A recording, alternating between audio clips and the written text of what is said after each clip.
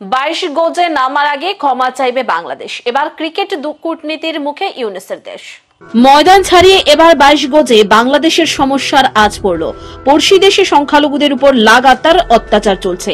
এই ইস্যুতে কয়েকদিন আগেই ভারতের প্রথম ফুটবল ক্লাব হিসেবে প্রকাশ্যে নিন্দা করেছিল ইস্টবেঙ্গল ক্লাব।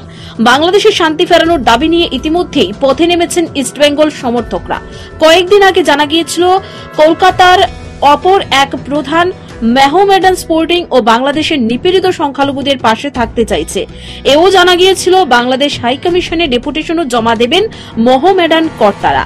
এই আবহে দেশের প্রাক্তন ক্রিকেটার বর্তমান বিজেপি বিধায়ক অশোক দিন্দা দাবি জানালেন, ক্ষমা না চাইলে বাংলাদেশ ক্রিকেট টিমকে যেন ভারতে ঢুকতে দেওয়া না হয়।